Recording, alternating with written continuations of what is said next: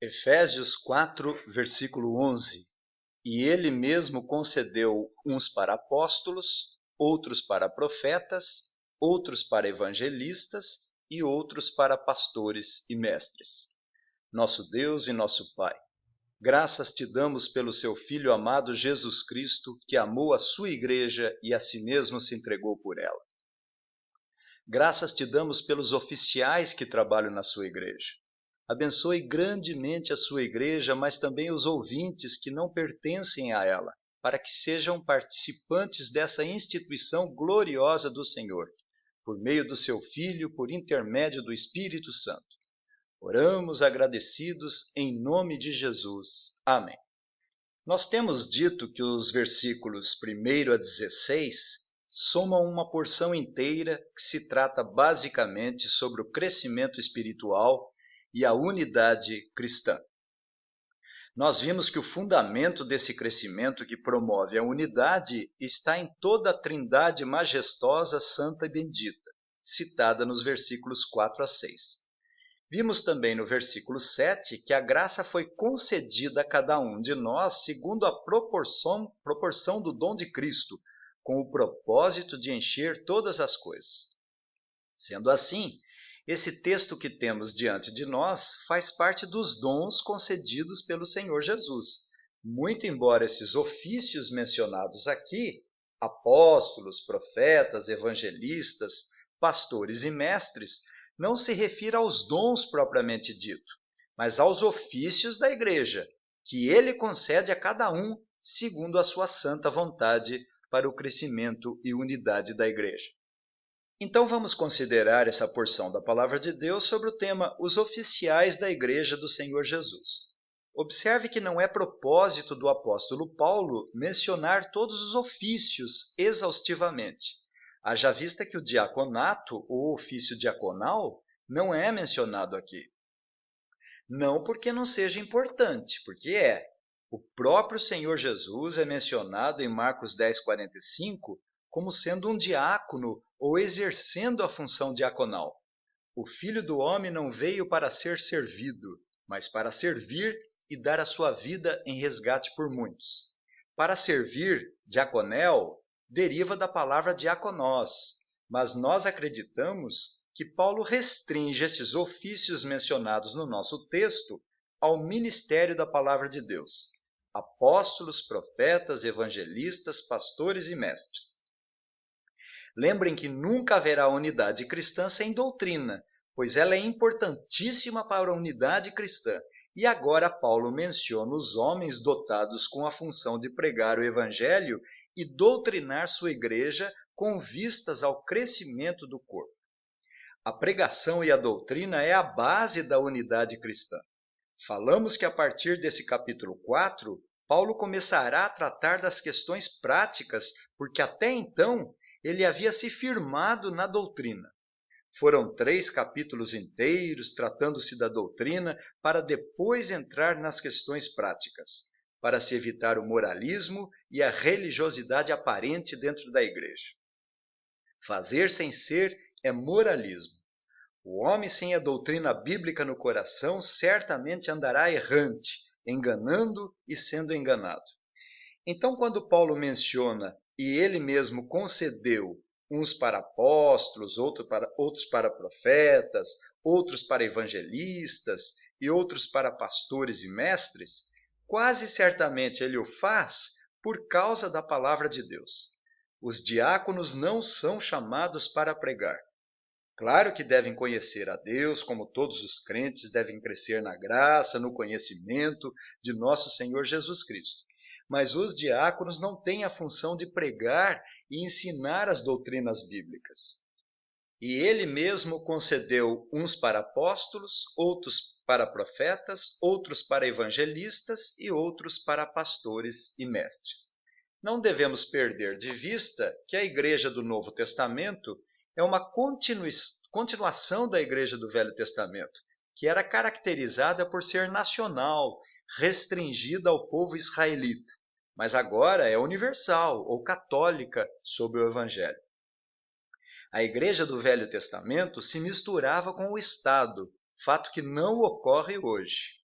A igreja é separada do Estado, então não devemos supor que os oficiais exercidos na antiguidade são exercidos da mesma forma no nosso período neotestamentário.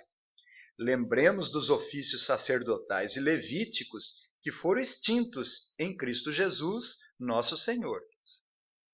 Quando Paulo afirma, e ele mesmo concedeu uns para apóstolos, outros para profetas, outros para evangelistas e outros para pastores e mestres, cita os ofícios neotestamentários, mas esses ofícios eles são divididos em ofícios temporários e ofícios permanentes. A função apostólica, profética e evangelística não existe mais. Se extinguiu por conta do fechamento do cânon bíblico, cujos livros foram inventariados pela Igreja no Concílio de Cartago em 397 da nossa era. Já os ofícios permanentes mencionados aqui por Paulo, que são os de pastores e mestres, essas sim são funções permanentes da Igreja com o propósito de crescimento e unidade cristã, como lemos no versículo 12, com vistas ao aperfeiçoamento dos santos para o desempenho do seu serviço para a edificação do corpo de Cristo. Vamos então considerar cada um dos ofícios mencionados por Paulo aqui no versículo 11. E ele mesmo concedeu um para apóstolos, outros para profetas, outros para evangelistas e outros para pastores e mestres. Com relação ao apostolado, eu sugiro aos meus ouvintes que recorram à primeira exposição no capítulo 1, versículos 1 e 2, que está disponível, e que abordamos mais detalhadamente acerca desse ofício temporário do apostolado. Vimos que um apóstolo tinha que ter sido testemunha da ressurreição do Senhor Jesus. É-nos dito em Atos 1:21. É necessário, pois, que dos homens que nos acompanharam todo o tempo que o Senhor Jesus andou entre nós, começando no batismo de João até o dia em que dentre nós foi levado às alturas, um destes se torne testemunha conosco da sua ressurreição. Verificamos, outro sim, que um apóstolo deveria ser designado diretamente pelo próprio Senhor Jesus, como os 12 foram escolhidos, além de Paulo. Corroboramos também o número limitado dos números dos apóstolos no céu. Apocalipse 21:14, a muralha da cidade tinha 12 fundamentos e estavam sobre estes os 12 nomes dos apóstolos do Cordeiro, nos deixando perfeitamente claro que os apóstolos não deixaram sucessores por ter sido extinto essa tão importante função. Provamos também que os apóstolos tinham algumas credenciais próprias. 2 Coríntios 12:12 diz: pois as credenciais do apostolado foram apresentadas no meio de vós com toda persistência por sinais, prodígios e poderes miraculosos. Ademais, se no capítulo 2 foi-nos dito que somos da família de Deus, edificados sobre o fundamento dos apóstolos e profetas, sendo ele mesmo Cristo Jesus a pedra angular, no qual todo edifício bem ajustado cresce para santuário dedicado ao Senhor, fica perfeitamente nítido que o alicerce já está posto, o que é Cristo Jesus, nosso Senhor. Então a igreja vem sido edificada sobre o fundamento que já está posto, uma vez por todas. Você não fica alicerçando a sua construção, mas faz isso de uma vez por todas, motivo pelo qual os apóstolos e profetas foram extintos, pois tiveram seu grande papel e fundamental para que a igreja começasse a ser edificada. O segundo ofício mencionado por Paulo é o ofício profético, que também era temporário e agora foi extinto quando o cânon bíblico foi fechado e não precisamos mais de novas revelações bíblicas. Pelo contrário, devemos rechaçar vigorosamente, nos opondo a toda e qualquer revelação extraordinária do Espírito Santo. Nós lemos, e ele mesmo concedeu uns para apóstolos, outros para profetas. O que menos os profetas do Velho Testamento faziam era adivinhar ou prever o futuro das pessoas ou profetizar coisas que iriam acontecer. Mas a incumbência oficial deles era pregoar solenemente a vontade do Senhor, Deus de Israel, prescrita na lei. Isso é o que eles mais faziam. Esclareciam, relembravam, pregavam, traziam novamente à memória do povo os oráculos de Deus. Ali revelavam a forma de culto, as funções levíticas e sacerdotais. Regulamentavam os sacrifícios e assim por diante. Tudo isso para a saúde e bem-estar da igreja naquela altura da história da redenção.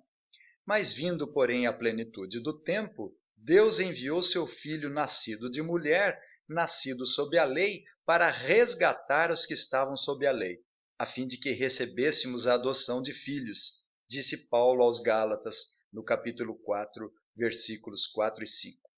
Os profetas da antiguidade eram porta-vozes de Deus e falavam segundo a palavra de Deus e não suas próprias palavras. E nesse sentido, nós temos a ideia mais apurada e compreendemos melhor quando consideramos algumas passagens, tais como Êxodo 7, 1 e 2. Então disse o Senhor a Moisés: Vê que te constituí como Deus sobre Faraó, e Arão, teu irmão, será teu profeta. Tu falarás tudo o que eu te ordenar, e Arão, teu irmão, falará a Faraó, para que deixe ir da sua terra os filhos de Israel. Observe que Arão foi profeta de Moisés, que falava segundo a palavra de Deus. Deuteronômio 18, de 18 a 20, suscitar-lhe-ei um profeta no meio de seus irmãos, semelhante a ti, em cuja boca porei as minhas palavras, e ele lhes fará tudo o que eu lhe ordenar. De todo aquele que não ouvir as minhas palavras que ele falar em meu nome, disso lhe pedirei contas. Porém, o profeta que presumir de falar alguma palavra em meu nome que eu lhe não mandei falar, ou o que falar em nome de outros deuses, esse profeta será morto. Portanto, os profetas tinham a função de falar tudo o que Deus ordenava nas suas palavras. Os profetas eram pessoas chamadas e comissionadas por Deus, que ocasionalmente eram enviados para revelar a vontade de Deus sob interpretação de eventos passados, presentes e futuros, cuja função tinha o propósito de consolar e instruir a igreja. Hoje nós somos exortados, como crente em Cristo Jesus, a testar os profetas para ver se de fato são de Deus e se falam de acordo com a vontade revelada na palavra de Deus. Ademais, Deus não tem mais nenhuma novidade concernente à salvação, à fé, à vontade de Deus. Não há mais conselho novo no que diz respeito à sua glória e sua vontade. Tudo já está revelado na Escritura Sagrada.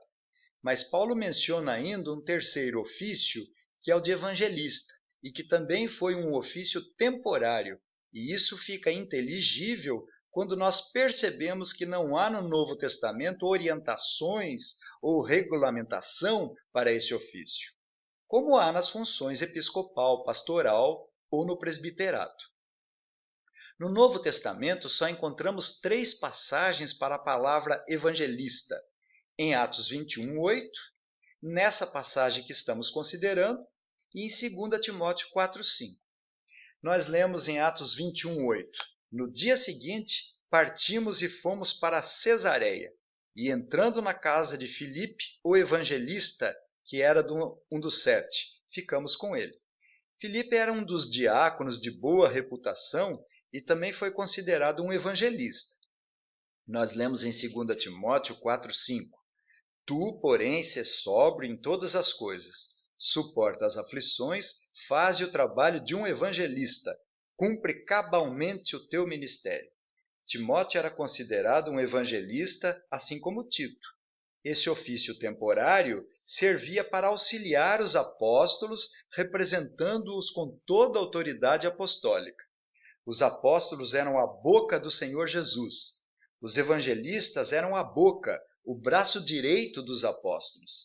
Eles tinham esse ofício temporário de pregar as boas novas do Evangelho de acordo com os ensinamentos apostólicos. Hoje em dia, igrejas que ainda reconhecem esse ofício de evangelista inferiorizam essa função com relação aos pastores. Até presbíteros são inferiorizados com ligação aos pastores. Mas os evangelistas no tempo apostólico tinham mais autoridade que os pastores, pois eles não ficavam confinados apenas a uma igreja, e sim tinham autoridade onde quer que os apóstolos os enviassem, e assim em todas as igrejas, e não apenas em uma ou outra congregação. Portanto, esses foram os 3 ofícios temporários no sentido restrito, que se extinguiram com o fechamento do cânon bíblico: o apostólico, o profético e o evangelístico. Sabemos que no sentido geral ou amplo, a igreja pode enviar alguém para estabelecer outra igreja, como um apóstolo. Os pregadores do evangelho, comissionados por Deus e reconhecidos pela igreja, são os profetas de hoje.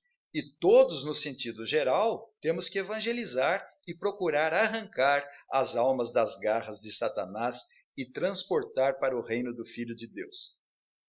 Mas não no sentido técnico da palavra.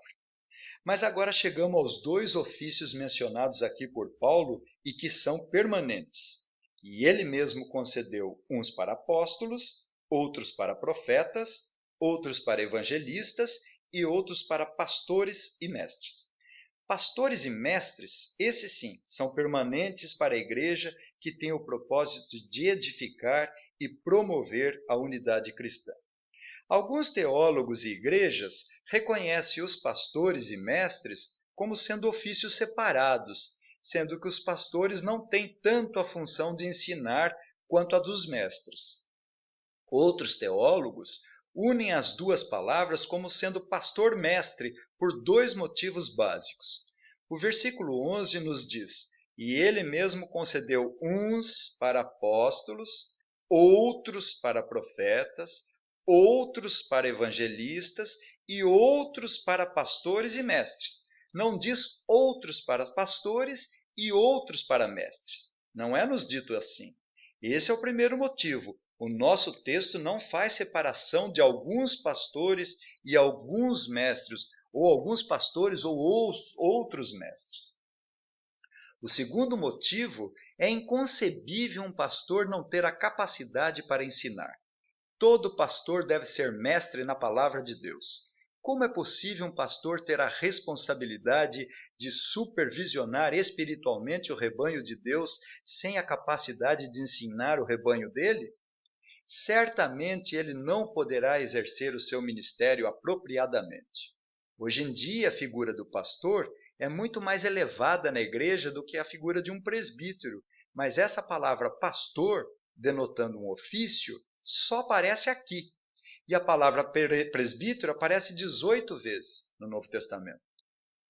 A palavra pastor aparece se referindo ao pastor de ovelhas, ou ela se refere a Jesus como sumo e bom pastor, que dirige e cuida das suas ovelhas. Mas o ofício pastoral só aparece aqui no nosso texto. Portanto, pastor, presbítero e bispo têm a mesma função. Eles se misturam, como Paulo misturou em Tito 1, 5 e 7. Por esta causa te deixei em Creta, para que pusesses em ordem as coisas restantes, bem como em cada cidade constituísses presbíteros, conforme te prescrevi, porque é indispensável que o bispo seja irrepreensível como despenseiro de Deus. A função pastoral é a mesma função do presbiterato e do episcopado. Paulo de Mileto mandou chamar os presbíteros de Éfeso lá em Atos 20, 17. E no versículo 28 ele disse aos presbíteros: atendei por vós e por todo o rebanho sobre o qual o Espírito Santo vos constituiu bispos, para pastoreardes a igreja de Deus, a qual ele comprou com o seu próprio sangue. Ele disse o seguinte: vai lá e chama os presbíteros. Depois disse aos presbíteros: vocês são bispos, que devem pastorear o rebanho de Deus. Portanto, os presbíteros de Éfeso, que foram constituídos bispos pelo Espírito Santo, deveriam pastorear o rebanho. As palavras gregas são diferentes. Presbíteros, bispo é episkopos e pastor é poimen. mas as funções são iguais, muito embora que as palavras originais sejam diferentes. Pedro disse algo semelhante na sua primeira carta, no capítulo 5, versículos 1 e 2. Rogo, pois, aos presbíteros que há entre vós, eu presbítero como eles, pastoreai o rebanho de Deus. Eis aí a função dos presbíteros, bispos e pastores, pastorear e supervisionar espiritualmente o rebanho de Deus. Ora, se pastor é presbítero, então é inadmissível que ele não seja um mestre na palavra de Deus. Uma das várias qualificações dos presbíteros em 1 Timóteo 3 é que ele seja apto para ensinar. Pois como ele poderá almejar excelente cargo sem ter a capacidade de ensinar? Assim também, outros teólogos fazem separação de presbíteros, dividindo-os em docentes e regentes.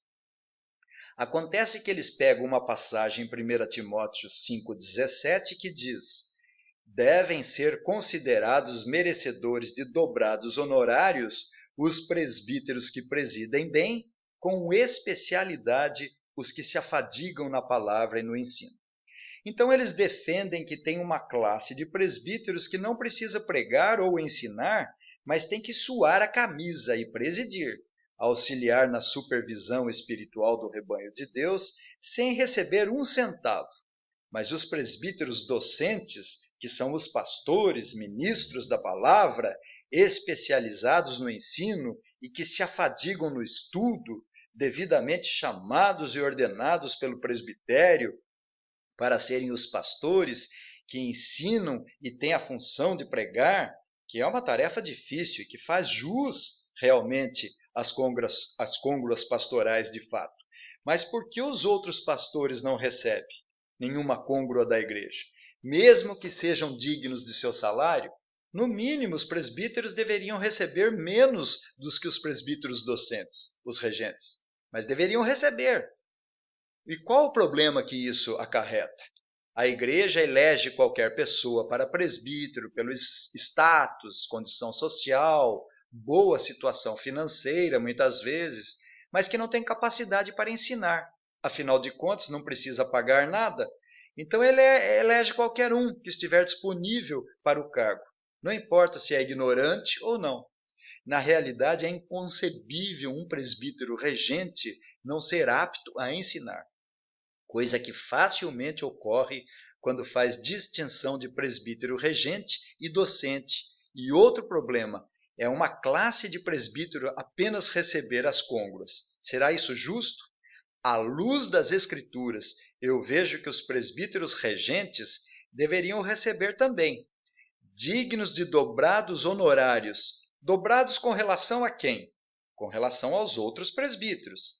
Se um presbítero recebe 0 salário, o pastor deveria receber um 0 dobrado também. O cálculo é bem simples. Portanto, nós entendemos que Deus não chamou um pastor e outro mestre, mas chamou o pastor mestre. Vocês acham que Deus vai chamar um presbítero que não tem capacidade para ensinar? Mas os homens chamam. Muitos presbíteros, muitos mesmos, são chamados pelos homens. Apenas para concluir, eu chamo a atenção para esses ofícios. Eles são concedidos por Deus e Ele mesmo concedeu, uns para apóstolos, outros para profetas, outros para evangelistas e outros para pastores e mestres. Foram e são ofícios de enorme importância para o crescimento da igreja e a unidade cristã. A figura do pastor de ovelhas, arrebanhando, reunindo, recolhendo, cuidando, supervisionando seus animais, é exatamente a figura do pastor com os membros da igreja. Eles promovem a unidade. Não tem coisa mais triste para um pastor quando ocorrem as divisões, facções, partidarismo na igreja. Mas ele mesmo concedeu uns para apóstolos, outros para profetas, outros para evangelistas e outros para pastores e mestres, com vistas ao crescimento espiritual e físico da igreja e à unidade cristã. Que Deus nos dê a graça de entendermos essas verdades espirituais, visando sempre o crescimento do reino de Deus, que também se encontra dentro de nós e a unidade cristã. Que o Senhor nos abençoe. Amém.